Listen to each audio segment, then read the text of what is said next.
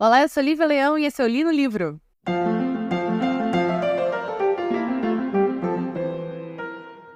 Antes de começar, eu vou falar já um disclaimer. Quem acompanha o Li no Livro há mais tempo sabe que eu tenho um problema chamado Síndrome do Intestino Irritável, que, por sinal, está cada vez mais comum hoje em dia, tal, pela qualidade de vida que a gente tem e etc. E quando eu tenho crise, eu não consigo gravar. Eu não consigo fazer nada, na verdade, porque eu não consigo me alimentar, não consigo sair da cama. É muito difícil quando eu tenho crise. Eu tive crise semana passada e por causa disso não teve episódio na segunda. Eu tinha prometido episódio na quinta, porque terça-feira de manhã eu até acordei bem, mas tive uma recaída e acabou que não rolou episódio pra quinta também. Então, aliás, eu só consegui me recuperar na sexta-feira da semana passada. Então, enfim, foi uma semana quase que perdida. Então, o programa de Memorial do Desterro, ele vai sair nesta quinta agora. A gente tá hoje trazendo o livro que era pra trazer mesmo, porque eu quero manter o cronograma, prometido. Mas esse episódio de semana passada vai vir agora na quinta. Então, essa semana vão ser 2 episódios e semana que vem, que é a última semana do mês, também serão 2 episódios. Então, aproveitem aí 4 episódios em 2 semanas, tá bom? Dito isso, o livro de hoje eu li no Kindle, então está disponível aqui no Unlimited, está disponível para todo mundo que tem Kindle Unlimited, e o nome dele é Xuxa Preta, do Alan de Sá, lançado em 2023. Alan de Sá é um baiano. Não encontrei sua idade, Alan, se você estiver me ouvindo agora, mas chuto que você tem 28, porque você tá muito bem. Tá muito bem. Se você estiver na casa dos 20, não estiver na casa dos 20, te digo que você tá muito bem pela sua foto. Então eu chuto que você tá aí com seus 28, 29 anos. Alan de Sá é um baiano de Feira de Santana, jornalista, publicitário e contista. É um dos criadores de um movimento chamado Sertão Punk, que eu amei o nome. E ele traz esse movimento com o objetivo, é trazer uma representatividade nordestina para um gênero de ficção chamado ficção especulativa. Eu não conhecia esse gênero. E aí, pelo que eu dei uma olhada, ele é um gênero que meio que utiliza características de outros gêneros como ficção científica, horror e fantasia para fazer uma especulação sobre mundos que diferem do mundo real. Basicamente é isso que eu entendi, mas eu realmente não conhecia.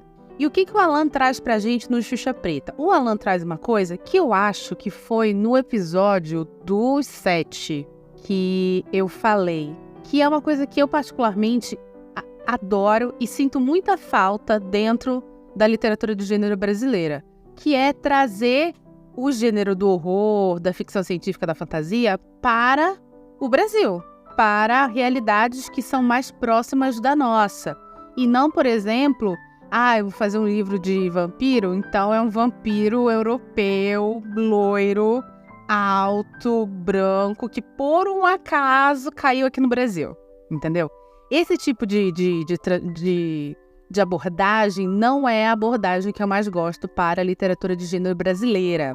E eu particularmente gosto de abordagens como o Alan de Sá fez aqui, em Xuxa Preta, como o Rodrigo Aragão faz nos filmes dele. Para quem não conhece Rodrigo Aragão é um nome de um diretor, de um cineasta brasileiro, que fez um dos maiores ícones do cinema de gênero do Brasil, chamado Mangue Negro, que é um ataque zumbi no meio do mangue. Gente, é sério, esse filme é maravilhoso. Eu tive a oportunidade de ver esse filme na época que eu fazia faculdade de cinema. Esse filme é fabuloso. Aliás, eu sou muito fã do trabalho do Rodrigo Aragão, eu sou muito fã do trabalho de qualquer pessoa que consegue se apropriar de um gênero que foi criado por uma indústria claramente estrangeira, europeia ou americana e consegue trazer para uma linguagem tipicamente brasileira. Isso eu gosto muito. E para mim é o que o Alan de Sá faz aqui em Xuxa Preta, que é um livro de 4 contos, todos se passando em Feira de Santana, que é onde ele nasceu.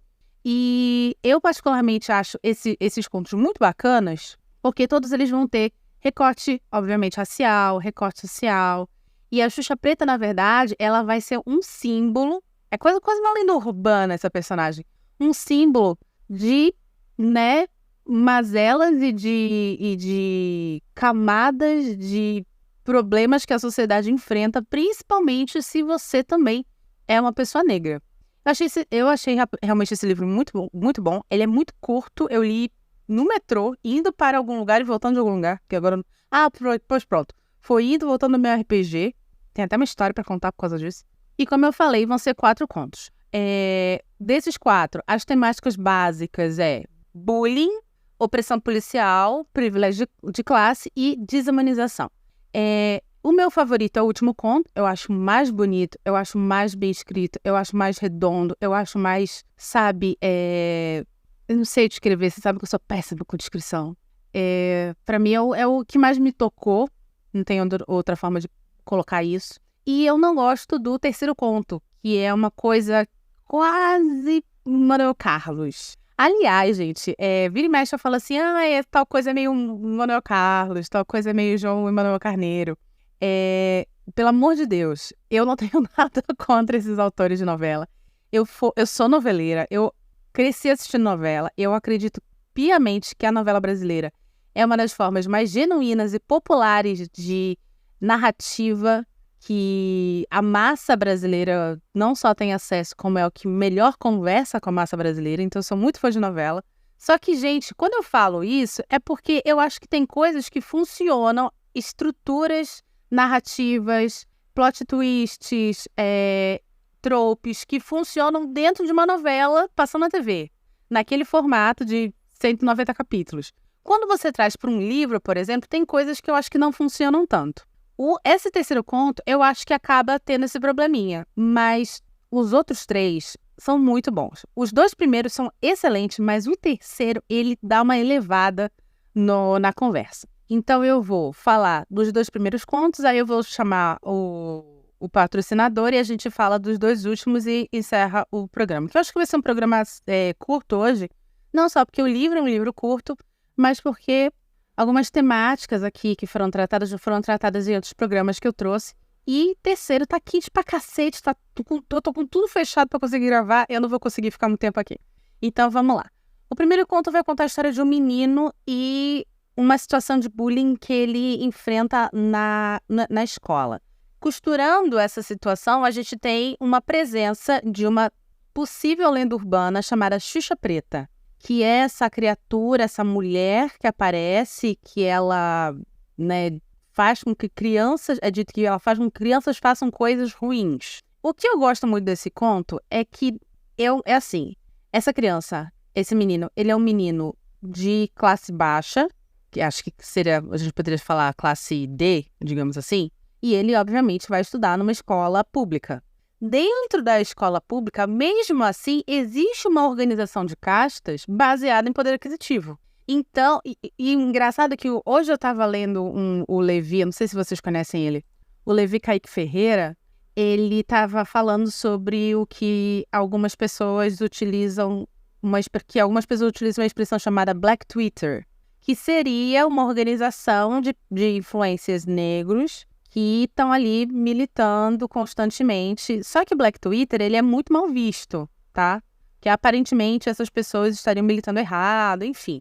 Uma coisa que ele levantou hoje foi que eu achei certíssima, que não é porque todos somos negros que nós somos uma massa coletiva que não tem opinião própria, que não tem suas organizações internas, que não tem suas visões diferentes. A gente se une, obviamente, o mundo se une para lutar para coisas melhores, mas em si o que ele diz é que a própria expressão Black Twitter é, na verdade, uma expressão usada por grupos para desumanizar pessoas negras. Fala assim, olha o que o Black Twitter fez, porque uma pessoa ou outra, ou até porque um grupo específico de pessoas que são negros não quis se posicionar ou se posicionam de uma maneira que eles, que geralmente são pessoas brancas, acham que tem que se posicionar. Isso me veio muito por causa desse conto, porque a gente tem, mais uma vez, gente, eu não sou rica, mas eu fui uma pessoa que estudei a minha vida inteira em colégio particular. Então, eu fui privilegiada, eu tenho um privilégio, né?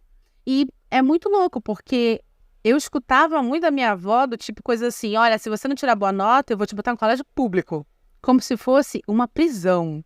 Como se fosse uma situação assim, degradante. Como se fosse o fim do mundo uma certeza de que eu nunca seria nada na vida. E isso é muito louco. E tem muitas pessoas olham e falam e pensam assim que todo mundo dentro do colégio público é igual. Sendo que, assim como todo colégio, em qualquer situação do mundo, aquela instituição vai ser, na verdade, um microcosmo da sociedade que vivemos. Logo, lá também vai ter desigualdade, também vai ter opressão, também vai ter coisas assim. E aqui a gente tem, então, a figura da Xuxa Negra como sendo uma influência para o nosso protagonista, que é uma pessoa, é um menino que tem que, sim, conviver com uma realidade mais violenta, que não deveria, né, coitado, mas convive com uma realidade mais violenta, e sim, ela estará ali, esta criatura, essa entidade, influenciando ele. Eu adoro esse conto é muito, muito legal. O segundo conto foi o conto que mais me pegou. Eu tava indo para RPG. RPG, gente, não é nada de tratamento médico, é porque eu jogo RPG, Roleplay Game. E o RPG que eu jogo, ele é num local chamado Encounter, fica longe da Vila Prudente, lá em Moema, longe pra cacete. Então eu resolvi não gastar mais dinheiro com Uber, eu tô tentando pegar mais metrô. Acho que eu já comentei aqui que depois da pandemia eu virei uma pessoa total e completamente paranoica. E eu tenho um problema que eu tenho muito medo de bairro de rico. Eu tenho muito medo de bairro de rico. Eu tenho muito medo de estar em bairro de rico. Parece que quando eu tô em bairro de rico, as pessoas olham pra mim e sabem que eu não sou dali. Eles olham pra mim e sentem o cheiro da Zona Leste paulistana na minha pessoa. Então eu tenho probleminha de bairro de rico. E eu acabei me perdendo nesse dia, foi a primeira vez que eu fui de metrô, e ter que descer do metrô e andar, e obviamente eu me perdi, e tava dando 8 horas, as coisas estavam fechando, e as ruas estavam ficando escuras, e eu falei, meu Deus, a Xuxa Preta vai me pegar aqui. E eu lembro claramente disso, porque eu tinha acabado de ler, eu tinha saído do metrô, terminado de ler esse segundo conto, que a gente vai ter, na verdade, um trabalhador negro. O começo do conto, esse cara tá num bar com todo mundo, onde ele presencia uma situação ali entre um homem e uma mulher, onde o cara é extremamente violento com a mulher, quebra uma garrafa na cabeça dela, na cara dela, abre o rosto da menina, não sei o que e tal, mas ela mesmo assim volta pra bater no cara e tal. E paralelo a isso, a gente também tem a figura da Xuxa Negra, que é esta criatura que está rondando o bairro por onde o protagonista mora. E aí, o que acontece é que esse cara que agrediu essa menina, que pela descrição lembra muito a descrição da Xuxa Negra, mas aí a gente vai ver no último conto que ela lembra a descrição de muitas mulheres negras, porque ela tem, obviamente, traços negroides e o cabelo, tal. Esse cara aparece morto, e aí o bairro começa a ficar muito em polvorosa, e eles solicitam, então, a ajuda da polícia. Só que essa polícia, ela vai vir de um jeito, olha, ela vai vir, né? Se a gente acompanha diariamente notícias, não tô aqui para falar assim, a polícia é escrota, não sei o que, não sei o que, não sei o que, não sei o que. Não vou cair nessa. Mas sim, nós temos, é impossível não deixar muito claro para todo mundo, não só que leu esse conto, mas para todo mundo, ou vai ler, mas para todo mundo que também lê notícias, né? Tem contato com notícias diárias, que a polícia brasileira, especificamente a militar, ela obriga a pessoa que entra na corporação a passar por um processo de desumanização, passar por um processo de humilhações sistemáticas que quebram aquela pessoa. E aquela pessoa vai se tornar, então, um cão raivoso do governo, e muitas vezes esse governo é um governo que tem tendências opressoras, que tem tendências preconceituosas. E na mão desse governo, um batalhão de homens quebrados vão perpetuar violência. E é exatamente o que a gente vê aqui. Essa polícia, ela vem de um jeito extremamente violento, cercada de humilhações, cercada de crimes que eles mesmos cometem. E a gente vai ver, então, esse perigo que esse trabalhador, então, ele inclusive eu lembro muito claramente do começo, que ele fala assim, como tantos trabalhadores que têm empregos análogos à escravidão, esse trabalhador que já é uma pessoa, né, tem uma vivência complicada no dia a dia, ainda tem que passar por umas coisas assim. é muito, muito... Esse conto é bem pesado, assim como o primeiro também é bem pesado, mas esse conto eu acho que ele me pegou muito, e eu lembro claramente de estar andando na rua e tá a rua escura de Moema, e eu pensando assim, meu Deus do céu, ou eu vou ser assaltada, ou pior, eu vou encontrar a polícia. Eu lembro claramente de pensar isso, assim, ou eu vou ser assaltada, ou pior, eu vou ser parada pela polícia. Das duas, não vai acontecer isso comigo. Enfim, não aconteceu, eu cheguei, joguei meu RPG, voltei pra casa, mas mesmo assim eu lembro que esse conto me pegou muito, porque eu acho que ele realmente, como uma mulher adulta, não branca, que não mora em bairro de rico, foi um negócio pesado. Vou parar aqui, vou pedir a propaganda e a gente vai voltar para os 2 últimos contos, mas assim, eu vou contar nesse nível, gente, eu não vou dar spoiler, porque eu realmente acho que, primeiro, é um livro muito legal, muito bem escrito, e 2, dá para você ler no Kindle Unlimited, não tem como você não ler esse conto, esse livro, então não vou dar spoiler para não estragar a leitura de vocês, tá bom? Solta a vinheta.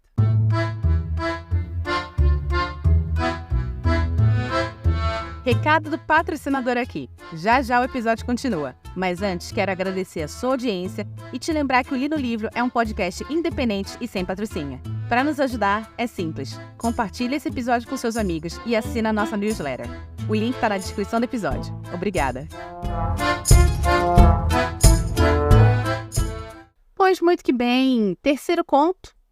É para mim o conto mais fraco, porque ele vai sair um pouco do protagonismo de pessoas negras de classe baixa para o protagonismo de uma mulher branca de classe alta que tem um segredo a ser revelado quanto ao seu filho. O filho, na verdade, foi adotado, entre aspas, de uma maneira escusa, mas ainda assim não daquela maneira que a gente já discutiu aqui, que é aquela maneira que a gente conhece, que tem muito no norte do Brasil, de onde eu venho, que vem cá, vou pegar essa menina para criar, e na verdade a menina vai virar uma empregada na sua casa.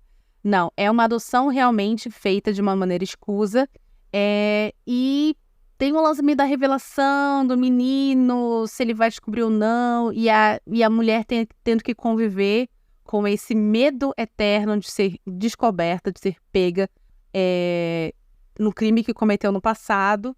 E ali aparece a figura da Xuxa Negra, o Xuxa Preta, olhando sempre para ela embaixo do condomínio, onde a mulher consegue ver a Xuxa Preta lá na rua, eternamente olhando para ela.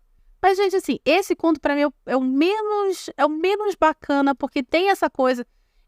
sei lá, eu imaginei muito Cristiane Torlone fazendo uma adaptação desse conto, entendeu? Porque Cristiane Torlone foi uma Helena, né, do Maneco. Então, eu acho que de todos, eu acho que é o menos tangível, a narrativa é a menos tangível, a presença da Xuxa Negra, para mim, é a menos interessante aqui, e o protagonismo, que obviamente é um protagonismo de vilão dessa senhora branca, dessa dondoca, mesmo assim, eu achei o protagonismo menos interessante, né? Então, para mim, esse conto não foi o meu favorito, não foi o melhor de todos. Mas a gente tem, obviamente, uma discussão sobre privilégio de classe, sobre a capacidade de manipulação de uma narrativa mediante dinheiro, né? A gente tem isso acontecendo ao nosso redor todos os dias, mas num nível bem maior, com manipulação de empresas e agências que pegam twitteiros e podem destruir uma reputação de uma pessoa, enfim. Mas a gente tem aqui também levemente uma passada sobre essa temática da capacidade de poderio monetário ser também a capacidade de contar uma história. Que é uma coisa, na verdade, que um dia desse eu estava comentando, que eu não vou lembrar com quem, acho que foi com o André, que eu estava comentando sobre como a história... foi, porque eu estava falando de Pachinko para ele. Como a história... ela, na verdade, ela é contada de pessoas brancas ricas para pessoas brancas ricas, né? A narrativa histórica, ela é isso. É isso que fica para a posteridade. Só que aí, quando você vem, como por exemplo o Pachinko, que é o que a gente vai ter em abril, você tem um livro que traz, na verdade, o ponto de vista da pessoa comum. Para mim, é esse tipo de visão que eu quero também. Uma coisa que a gente falou lá quando a gente fez a primeira biografia desse podcast, que foi a biografia da Leopoldina, que eu falei assim, é bacana, a Leopoldina para mim era um desenho num caderninho que eu comprei com 13 anos de idade quando eu fui lá no Museu do Ipiranga. E agora ela virou um ser, né, com sentimentos, com anseios, tal. Obviamente. Mas o próprio Steve Largh é o nome do cara, eu não vou lembrar, que é o cara que fez a biografia da Maria Antonieta. Ele mesmo fala que o conceito de intimidade para pessoas da realeza não existia, porque ter filhos, perder a virgindade eram coisas básicas. Tudo isso influenciava diretamente uma nação. Então, quando a gente tem um registro histórico, é dessas pessoas que a gente vai falar, são essas pessoas que a gente vai registrar. O povo, a galera normal, entre aspas, nós, eu e você, nós somos números, né? Quantas pessoas morreram quando tal bomba explodiu? Nós somos esses números. Não é nossos anseios que vão ficar para a história. E então eu acho que dá uma leve pincelada nessa temática aqui sobre como, na verdade, o poder narrativo ele está atrelado ao poder financeiro. Quem tem dinheiro tem, obviamente, poder, e o poder controla a narrativa. Eu acho isso bacana nesse conto. Mais pro finalzinho a gente tem um leve vislumbre disso, mas ainda assim não é meu conto favorito. E vamos para o último conto, que na minha opinião é o mais bonito, é o mais bem escrito também, é o que me deixou com o coraçãozinho mais apertado, mas para mim fecha muito bem a narrativa desses 4 contos que o Alan de Sá trouxe em Xuxa Preta, que vai constar a história de uma mulher que ela vive em situação de rua e é o relacionamento dela com o dono de um sebo de vinil. E como esse relacionamento vai... E é muito louco, né? Porque ela começa... O Alan de Sá, durante os outros 3 contos, ele vai dando leves vislumbres sobre como Xuxa Preta seria, né? Como essa entidade, mesmo que na verdade seja uma entidade quase onipresente, porque ela também vem em forma de mazela social, como ela tem sim uma forma física. Então ele vai dando vislumbres mais ou menos de como essa pessoa é, como essa entidade é, e a protagonista desse último conto, ela é exatamente igual. Então ele trabalha, isso é muito esperto dele, ele trabalha para que a gente consiga ter uma visualização, para que a gente tenha essa visualização, o culminar dela seja essa protagonista do último conto. E aí ele vai e subverte isso, onde a gente tem, na verdade, não uma história de terror, onde a gente não tem uma história de horror social ou fantasia, a gente tem uma história, na verdade, de uma reconstrução de vida, que é essa personagem conhecendo esse dono de sebo de vinil e recuperando aquilo que a sociedade, que a gente viu nos outros contos, né? Aquilo que a sociedade, que a política, que a desigualdade econômica retirou, que é a humanidade. Então, essa mulher se reconstruindo. Esse conto é lindo, lindo, lindo, lindo, lindo, lindo. E o impacto dele, depois de 3 histórias contadas pelo Alan, cara, assim, fecha com chave de ouro esse livro. É fabuloso, é muito bonito. Eu fiquei super emocionada quando eu li esse último conto. E realmente, e é muito louco, né? Porque a gente tá tão acostumado, não só por ter lido os 3 primeiros contos, mas a gente também tá tão acostumado na vida a ver coisas horrendas acontecendo e não confiar em ninguém, tal, que durante toda a leitura do livro, desse conto, na verdade, enquanto ela tava ali pegando ajuda, aceitando ajuda desse dono de sebo para trazê-la de volta a uma dignidade, não só como ser humano, mas como mulher também, eu ficava toda hora assim pensando, gente, ai menina, não confia, pelo amor de Deus, não confia, porque esse homem vai fazer alguma maldade com você. E é muito louco, porque é isso, né? A gente tá muito acostumado, a gente como seres humanos, como membros da sociedade, se você não é sei lá, puta mega privilegiado, você teve algum momento na vida que você tomou uma bordoada sociopolítico-econômica na sua vida. E eu sinto isso.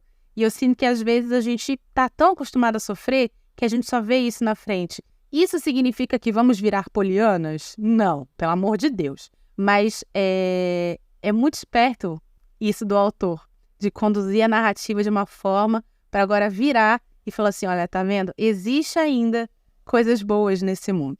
lindo, final lindo para um livro super bacana, super bem escrito, que mais uma vez, olha, mesmo que não entregasse tudo aqui, todas as camadas de temáticas que entregou, eu já gostaria dele gratuitamente por estar trazendo uma literatura de gênero para a Feira de Santana Brasil.